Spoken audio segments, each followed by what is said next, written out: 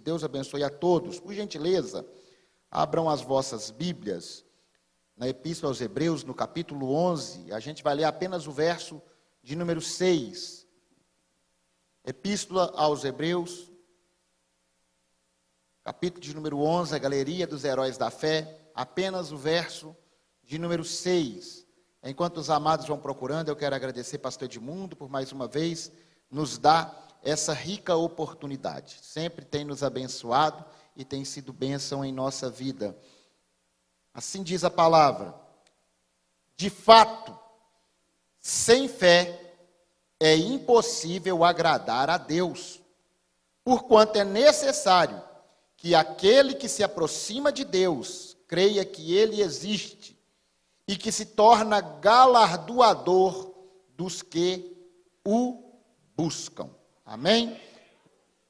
Queridos irmãos, existem pessoas que vivem a vida de forma dissoluta, a vida toda. Consciente dos seus erros, consciente do que faz, e quando chega um dado momento da vida, eles querem de alguma forma atrair Deus pelo sentimento, pela emoção, pela voz embargada, pela oração superficial, sentimental, não entendendo que Deus não tem sentimento. Sentimento é algo humano, não entendendo que Deus não sente dó. Deus, ele age por princípio. Se eu quebro um princípio, às vezes, em muitos casos, aquele quebrantamento todo é mais remorso do que arrependimento. E quando a gente quebra princípio, a gente traz coisas ruins para a nossa vida. E aí você me pergunta, pastor Hildo, o que seria princípio? Princípio é fundamento. E fundamento é aquilo que está escrito. Aquilo que é a lei do Senhor. Aquilo que o Senhor colocou como diretrizes. Cabe a mim seguir ou não. Os benefícios que Deus tem para a minha vida é no sentido de obedecer os princípios que Ele estabeleceu para mim. O Senhor colocou parâmetros, limites, uma forma de viver e de obedecer. Eu não posso ultrapassar os limites do Senhor. Então, o que seria, pastor, esse fundamento, a palavra? E a única forma de conhecer a palavra é pela fé. E fé, no sentido amplo da forma que ele foi concebido, não é apenas pela palavra grega pistes, que é um tanto quanto subjetiva, mas o contexto em que ele está colocando, ele está falando para um povo de grupo de judeu. A epístola aos Hebreus, ele está escrevendo para judeus que estavam desistindo da fé, que estavam de alguma forma desanimando, e ele traz os princípios da palavra de Deus para solidificar a fé daquele povo. E aí ele está dizendo, sem fé é impossível agradar a Deus, porque fé no sentido que ele está colocando é obedecer, é seguir as diretrizes do Senhor. E uma coisa interessante, que a palavra obediência, ela vem de uma raiz da palavra ouvir. E Paulo, escrevendo de forma apropriada aos Romanos, ele fala, a fé vem pelo ouvir, e o ouvir a pregação do Evangelho. Por isso, Deus não se move por sentimentos, ele se move por princípios. E para corroborar isso que eu quero falar, eu quero trazer aqui alguns personagens bíblicos, trazendo à tona alguns princípios e os contrapontos daqueles que não seguiram os mesmos princípios. E o primeiro que eu queria compartilhar com você é fé para esperar, baseado na história de Abraão e na história de Saul. A Bíblia vai dizer que Deus estabelece uma promessa para Abraão. Abraão ouve a voz do Eterno e ele segue para uma vida de peregrinação. Desde o tempo em que Deus institui a promessa, até Abraão conquistar a promessa, passa-se 25 anos. 25 anos Abraão esperou para que Deus cumprisse aquilo que ele prometeu a ele. Ele viveu debaixo dos princípios, ouvindo a voz do eterno, a voz do invisível, daquele Deus que não podia ser tocado, mas em obediência viveu debaixo da presença dele. E por isso ele foi pai de uma grande nação. Ele recebeu uma terra por herança e ele se tornou o abençoador de todas as famílias da terra, porque Deus falou: em ti todas as famílias da terra serão benditas. Mas olhando no outro contraponto, eu vejo um homem chamado Saul, escolhido por Deus, um homem que nem ele mesmo o credibilizava, mas Deus depositou confiança neste homem. Este homem foi o primeiro rei de Israel. Mas quando você olha no livro de 1 Samuel, no capítulo de número 13, nos versos 8 a 10, e o 13 e 14, você vai ver um homem chamado Saul, que não foi capaz de esperar alguns instantes. O profeta Samuel disse que viria para o sacrifício. O povo de Israel estava arregimentado para a batalha contra os filisteus. Como Samuel não aparecia, Saul esperou 7 dias. Naquele 7º dia de espera, ele resolve quebrar um princípio. Ele mesmo faz o sacrifício. E quando Samuel chega, Samuel olha para ele e fala: Saul, você é louco. Você quebrou princípio. Você quebrou aquilo que não deveria quebrar. O que tem de pessoas que não sabem esperar, não sabem lidar com a pressão do tempo, não tem fé para saber que Deus não perdeu o controle da situação e agem de forma precipitada, avançam sem poder avançar, fazem coisas que não podem fazer. Espera o tempo de Deus, tenha fé para esperar. Porque a fé não está apenas no campo das ações, mas está no campo da espera, de saber esperar o tempo de Deus. Abraão teve uma bênção eterna. A desobediência de Saul fez com que ele fosse desaprovado. Olha o que Samuel virou para Saul e disse: o Senhor está rasgando o reino de Israel de ti, e está entregando a outro que é segundo o coração dele. O Senhor confirmaria a sua geração perpetuamente sobre o trono, mas como você não soube esperar, o trono está sendo afastado da tua dinastia e da tua casa, e Saul caiu no esquecimento. Quando eu olho para esse princípio, o que estamos vivendo hoje são pessoas que não souberam lidar com a pressão do tempo, casamentos se dissolvendo, relacionamentos precoces, os filhos que estão perdidos sem uma orientação para falar: espera, não é tempo de fazer, não é tempo de se relacionar, não é tempo de conhecer a intimidade um do outro. E o que tem de pessoas fazendo dessa forma? Não sabendo lidar com o tempo, tem um tempo certo das coisas acontecerem. O que tem de pessoas que hoje estão endividadas, porque não souberam esperar o tempo certo para fazer um negócio. Comprou sem medir a consequência, Tenha fé para esperar o tempo de Deus. Tenha um tempo certo para as coisas acontecerem na sua vida. Salomão disse: há um tempo determinado para todas as coisas debaixo do céu. Haverá um tempo de vitória, haverá um tempo de conquista, mas enquanto ele não vir, espera no Senhor. Deus tem algo grande para fazer na tua vida. Pessoas que por causa de um minuto perdem a vida. Pastor, mas foi Deus. Tem muitas mortes precoces que não foi Deus. Tem muitas coisas que acontecem de forma precoce e antecipada que não foi Deus.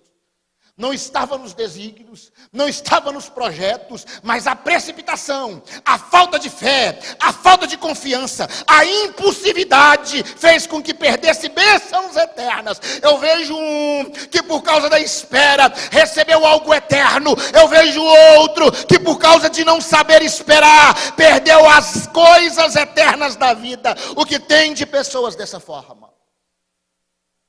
Pessoas que profanam aquilo que é sagrado. Se vocês olharem, lá nessa mesma epístola aos Hebreus, no próximo capítulo de número 12, verso de número 16, a Bíblia vai dizer: não sejam insensatos e nem profanos como Esaú, que por causa de um prato de lentilhas vendeu a sua primogenitura.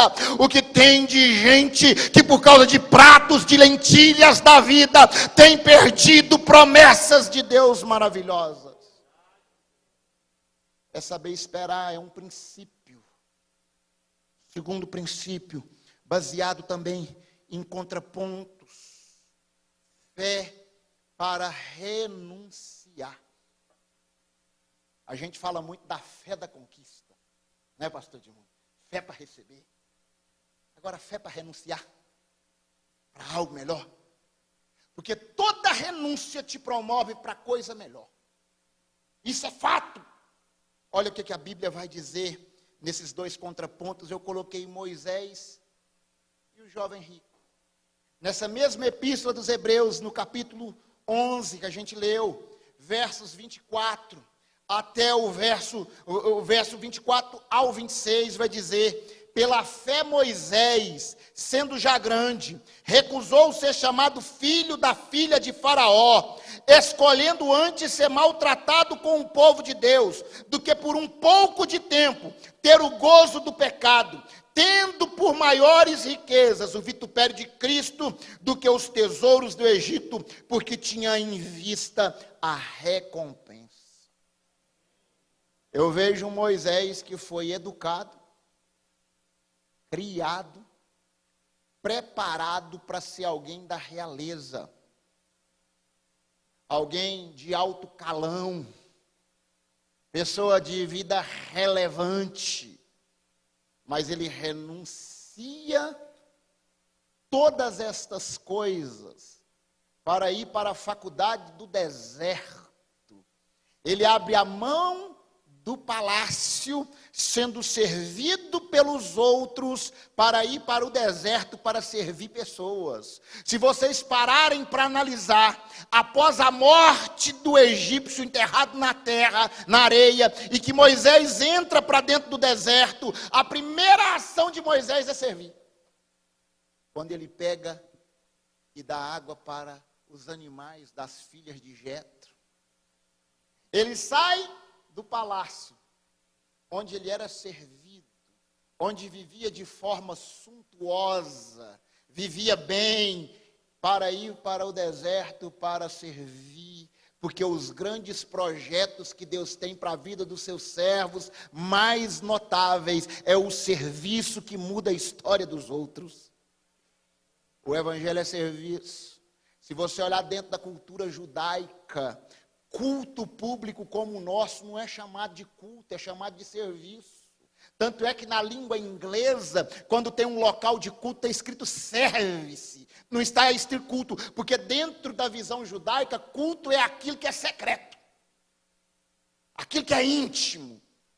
E tudo aquilo que é feito ao público é o serviço da casa do Senhor, com um ministério, um ministro do Evangelho, na função de pregador do Evangelho, ele está em serviço. Um levita que toca na casa de Deus, que canta na casa de Deus, na função litúrgica, ele está em serviço, é um serviço, ele está servindo vocês. Quantas palavras que pastor Edmundo já pregou nesse púlpito, e mudou a tua história na segunda-feira, e mudou a tua vida na segunda-feira. Quantos louvores já foram cantados aqui e arrancou de dentro da tua alma sentimentos de amargura e você foi embora aliviado para casa. É o serviço. Tem pessoas que renunciaram, porque aquilo que às vezes a gente não vê com os olhos é maior do que aquilo que está diante da nossa visão. É isso que Deus tem preparado para nós.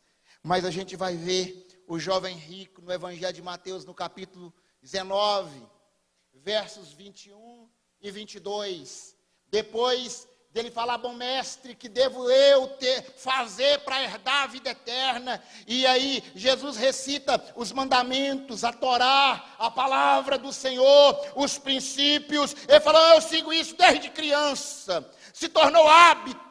Mas aí Jesus faz a pergunta célebre: mas te falta uma coisa, para te seres perfeito. Pega tudo que você tem, entrega aos pobres, venha e me siga dentro de uma vida de abnegação. Diz que o coração daquele menino entristeceu-se, porque ele tinha muito para renunciar. Uma geração que não renuncia não pode ver a glória de Deus. Uma geração que não renuncia não pode receber milagres da parte de Deus.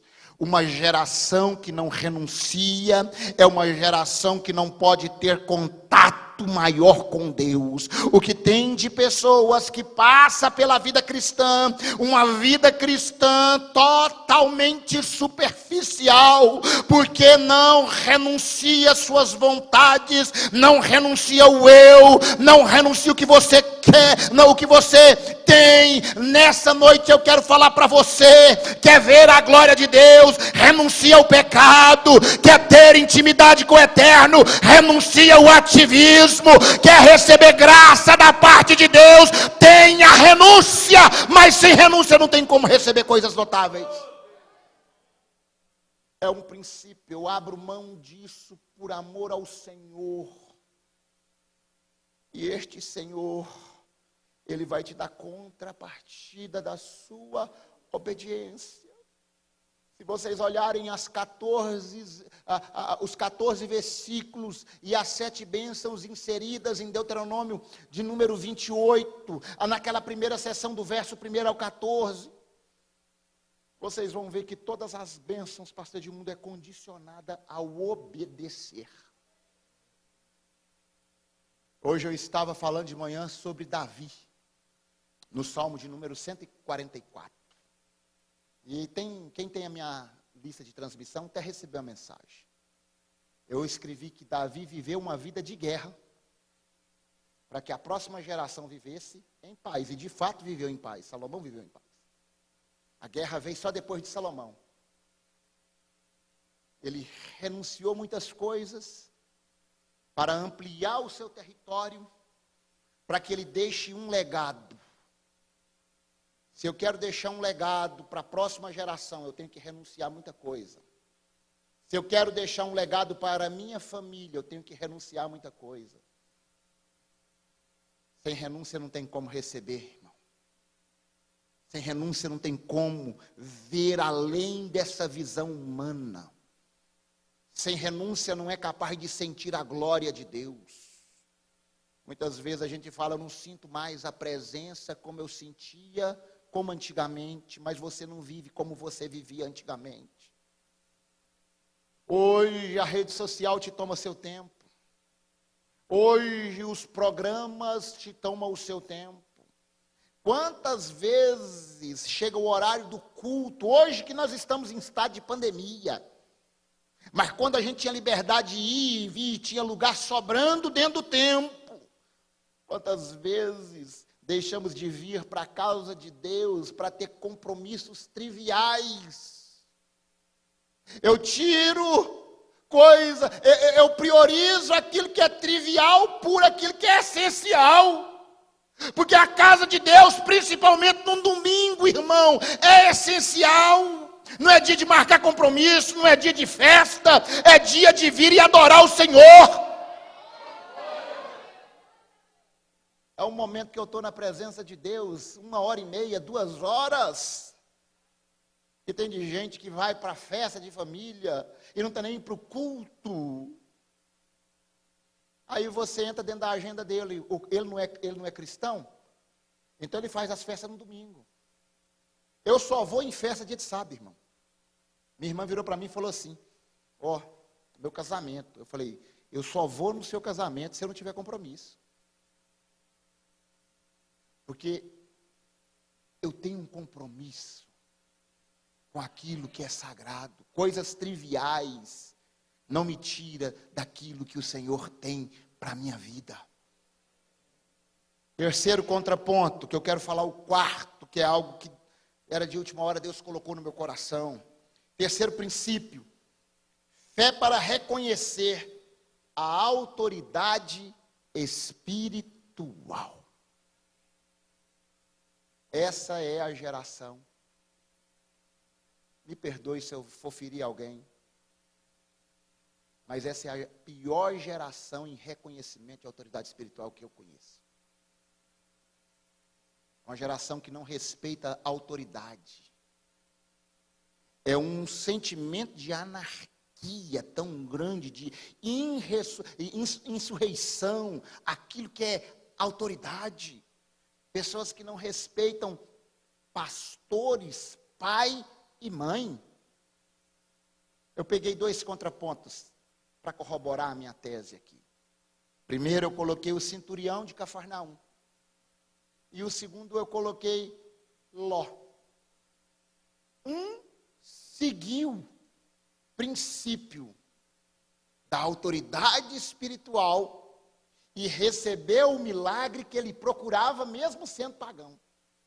O outro feriu um princípio fundamental de autoridade espiritual e perdeu a sua casa, perdeu sua família, perdeu sua esposa.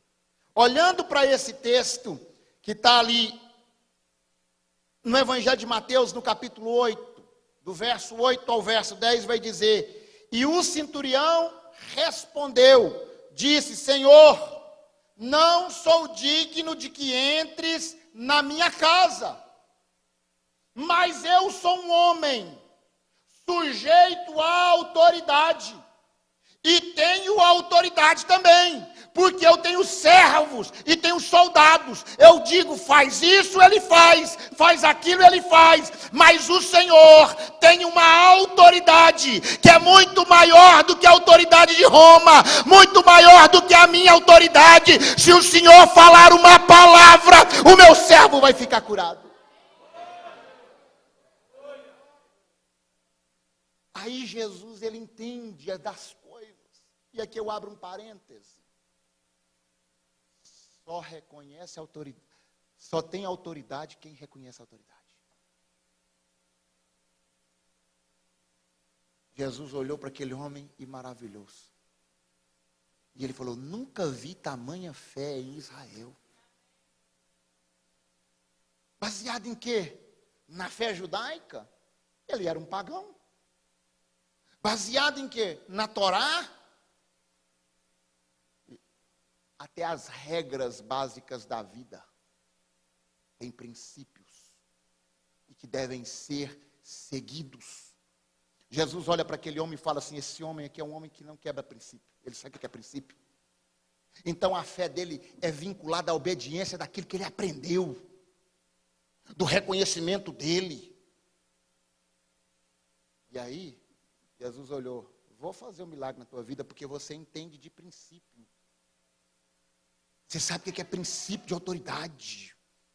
Mesmo ele sendo um pagão, Jesus olhou para aquele homem e falou: esse homem, ele sabe o que são princípio. E ele estava olhando, muitos dos seguidores, talvez, não estavam seguindo princípio. Não adianta nada, irmão. Eu vim para a igreja, cultuar, achar que Deus não está vendo, quebrando princípio. As minhas orações sentimental na cama, Deus me perdoa. Não, irmão. Tem princípio, está quebrando, está sofrendo porque está quebrando princípio. Está sofrendo porque não entende as ordens, não está obedecendo aquilo que Deus estabeleceu. O que é que você prioriza? Quais são as coisas que você entende da parte de Deus? E umas tem um homem de Deus aqui sobre essa igreja,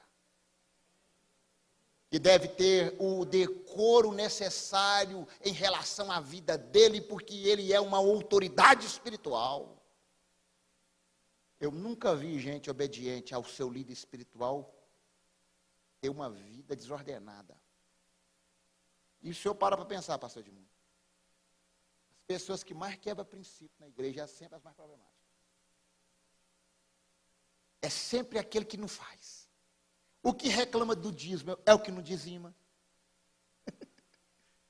O que reclama da agenda da igreja é o que quase não vem. O que reclama do preço dos seminários é o que nunca vai. Até quando alguém banca, ele, não, eu vou te dar do meu bolso. Ele fala, não, dá para mim. Quebra princípio.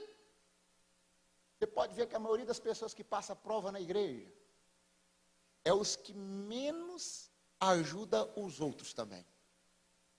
É os que sempre tem um olhar, é aquela síndrome do coitadismo, do tadinho, do coitadinho. Toda vez que você liga para ele está sempre mendigando alguma coisa. Não, meu irmão. Deus tem mais para a tua vida. Obedeça aos princípios da parte de Deus. Submeta a autoridade espiritual que Deus colocou sobre a tua vida. Você vai ver a tua casa ser abençoada, os seus celeiros transbordarem. O segundo contraponto é Ló.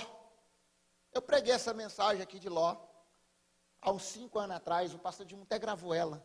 Dessa é uma das que o senhor vai colocar de novo. Decisões que a gente toma que se tornam impossíveis de serem reconciliadas. Irmãos, não está no texto de forma explícita, mas está implícita. Olhando a relação de Ló e Abraão, Walter. Quem que era a autoridade espiritual entre Ló e Abraão? Abraão? Com quem que Deus falava?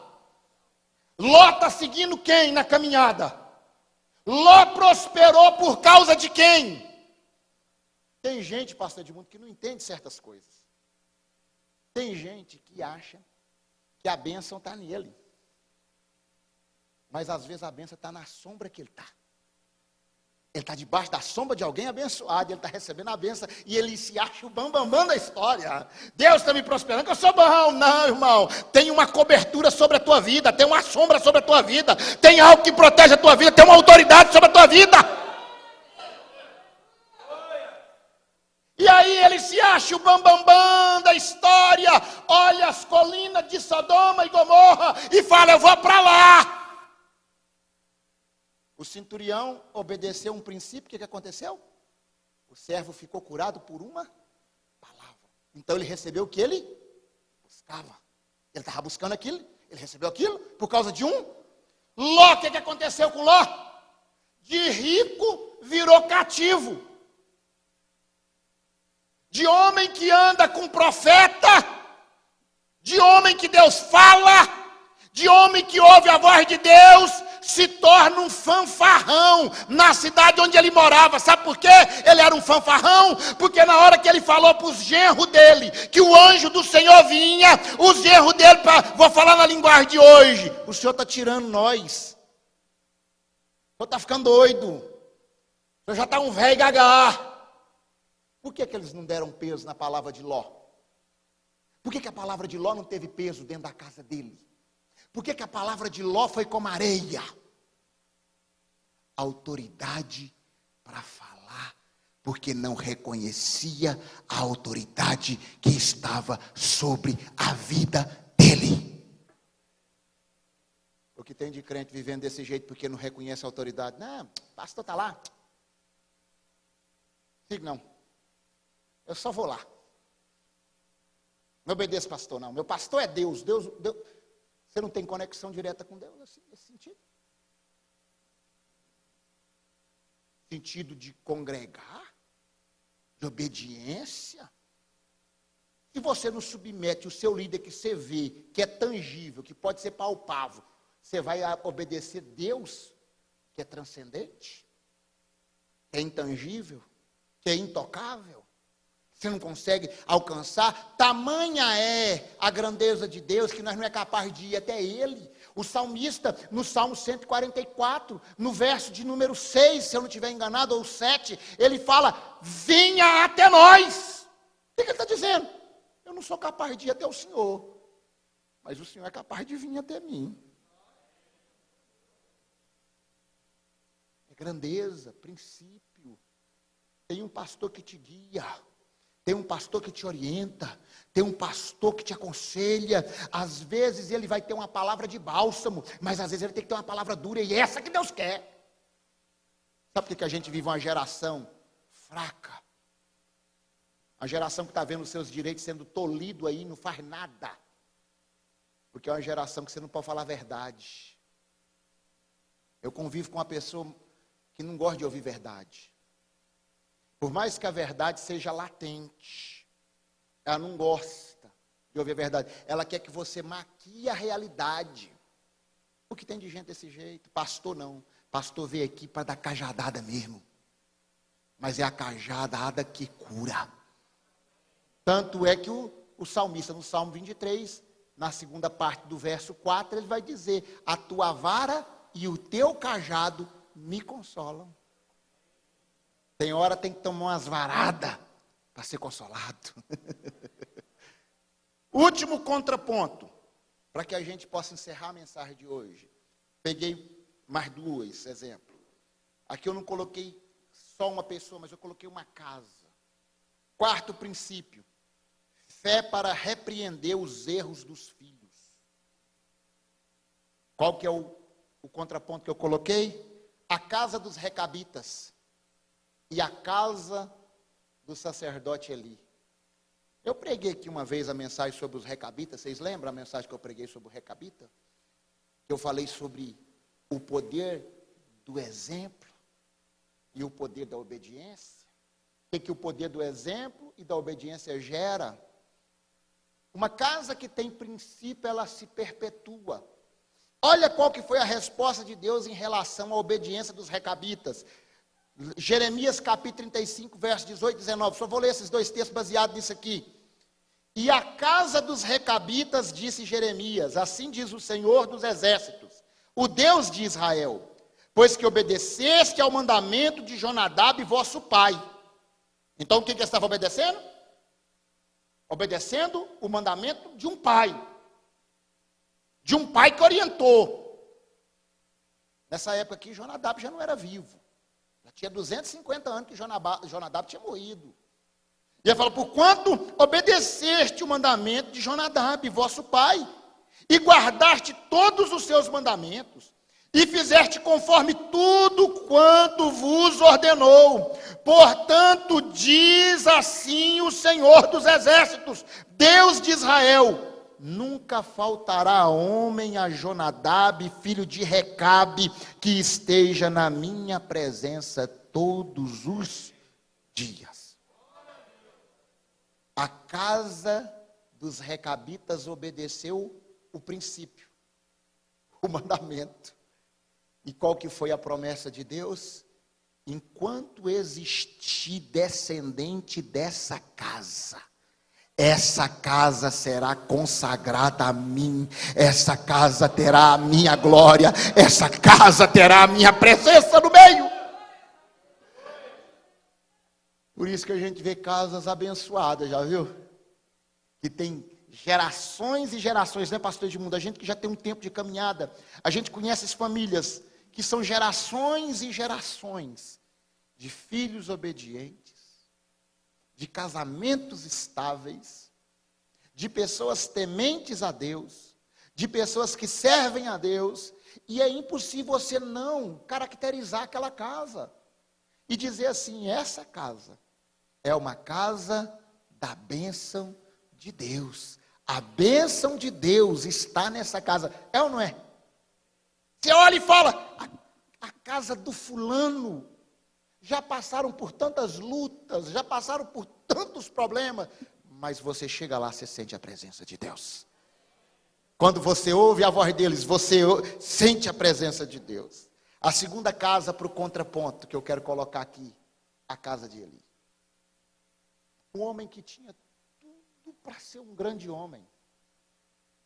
Eli, ele é o penúltimo de um ciclo de homens em Israel que tinha poder de autoridade de governo, autoridade sacerdotal, e que tinha capacidade de falar pelo Senhor. Ele é o penúltimo que segue essa linhagem, a linhagem dos juízes, de ter autoridade para mudar a história da nação. Vocês viram durante o ciclo dos juízes, Deus sempre levantava um que com a autoridade de Deus mudava o destino da nação. Só porque o povo era um povo sem fundamento. Porque o livro de Juízes começa muito triste, ele começa assim, ó: e a geração que passou depois de Josué não atentaram para os feitos do Senhor e nem os conhecia. Como é que a gente vai praticar os ensinamentos do Senhor se a gente não os conhece? Uma vez eu tive um embate com um pessoal dessas igrejas que não lê Bíblia. Eu não vou falar o nome da igreja, mas é a igreja que eles falam que a Bíblia não foi feita para ser lida, foi feita para ser obedecida. Então eles não lêem Bíblia. Eu falei assim: então como é que você vai obedecer uma coisa que você não conhece? Você não tem conhecimento, como é que você vai obedecer? É uma coisa eu contratar um advogado que não consegue interpretar a Constituição, o Código Civil, a CLT, o Código Penal. Aí você vai lá e fala assim: não vou contratar ele, não conhece.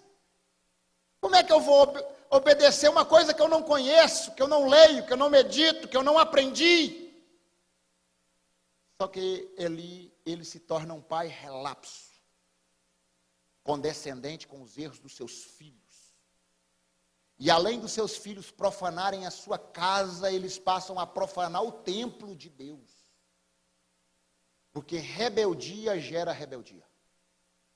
A rebeldia não tratada em casa se torna problema crônico, se torna uma iniquidade, porque uma coisa é pecado. Errar faz parte do trajeto. Algumas vezes as pessoas deslizam na vida. Mas quando o seu pecado se torna hábito habitual, ele passa a ser uma iniquidade. É ato de iníquo, isso a gente aprende em casa. Como? O filho erra e o pai passa a mão na cabeça. O pai está vendo o filho errado e não corrige ele. Olha o que Deus fez. Capítulo 3 de 1 Samuel, verso 12 a 14, vai dizer: o menininho Samuel. E o texto começa triste. Começa da seguinte forma, vou fazer uma paráfrase. Fala: havia muito tempo que o Senhor não falava. E a voz do Senhor já estava sido esquecida. Foi quando Deus falou com o menino Samuel, que veio para mudar uma geração. E aí qual que foi o oráculo da parte de Deus? Naquele mesmo dia, suscitarei contra Eli tudo quanto tenho falado contra a sua casa. Começarei e acabarei, porque eu já lhe fiz saber que julgarei a sua casa para sempre, pela iniquidade que ele bem conhecia. Porque fazendo-se os seus filhos execráveis, não os repreendeu. Portanto, jurei à casa de Eli, que nunca jamais será expiada a sua iniquidade, nem com sacrifício, nem com oferta de alimento. Foi o que Deus falou? Aqui. E por isso que a gente vê muitos filhos de crente morrendo precoce. Isso é uma verdade, eu estou falando isso aqui com dor no meu coração, irmão. Eu estou tremendo aqui por dentro, de dor, o que eu vou falar aqui. Sabe por que tem muito filho de crente morrendo de forma precoce? Porque o pai viu o erro uma vez, 2 vezes, e se tornou natural para ele. Olha o que Deus falou para ele aqui, irmãos. Porque você fizeste algo banal e colocasse isso como natural. Nem se você fizer holocausto para mim, nem se você oferecer oferta para mim, eu vou poupar a sua casa. Você sabe como é que foi o nome do neto de Eli? Que nasce no dia que a glória é tomada, a arca do Senhor é tomada. E quando Eli morre, a nora grávida fica sabendo, ela dá a luz de dor e coloca o nome do menino de Icabode. Foi-se a glória. Enquanto os recabitas, Deus está falando, a sua casa será perpetuamente abençoada. Deus virou para a casa de Eli e falou, a tua casa foi embora a glória. Sabe como é que chamou o descendente de Eli? Icabode. O descendente de Eli, pastor Edmundo, chama Icabode. O que tem de casa, que está escrito, foi-se a glória. Foi-se a presença. Aqui já foi uma família abençoada. Mas o que a gente olha, não está escrito não, mas parece que tem uma lápide assim, escrita assim, pastor Edmundo. Aqui jaz uma família. Por causa da condescendência. Filhos foram feitos para ser corrigidos.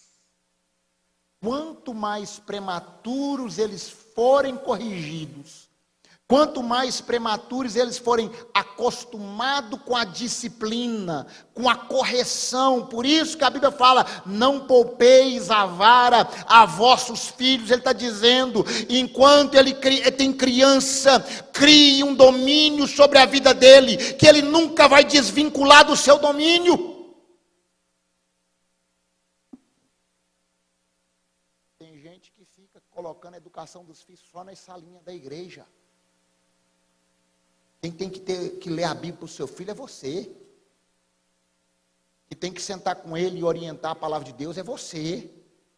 Hoje eu estava vendo a postagem de um pastor amigo meu, lá de Primavera do Leste. Lá tem um programa das mães lerem a Bíblia para os filhos. E aí ele estava postando as 2 primeiras mães, que terminaram a leitura bíblica anual para os filhos. Ah, mas ele é criança. Não, eu leio a historinha para ela me conta a historinha depois. Ela me fala, é o Davi que matou o gigante. É você que cria no seu filho o senso de temor. O senso daquilo que pode e daquilo que não pode. O limite é você como pai que estabelece. Tem que dizer como Josué. Se o mundo quiser adorar, banalizar, tocar o terror, toca. Mas eu e a minha casa serviremos ao Senhor.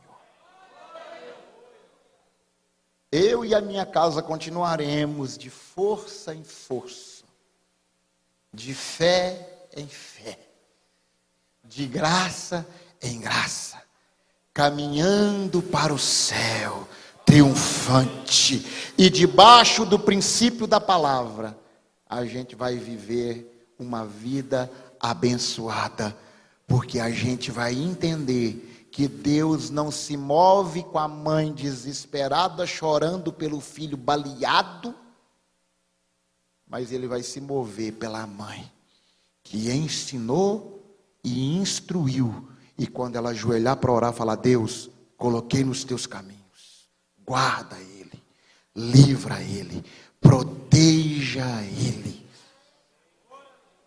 A mãe que ensina o princípio para o filho, os pais que ensinam o princípio para os filhos, vai chorar de emoção, vendo o filhinho dando uma saudação na igreja. O pai que quebra o princípio, vai chorar na rua, falando, meu filho morreu tão novo, tão jovem, porque eu não o repreendi na hora que deveria repreender.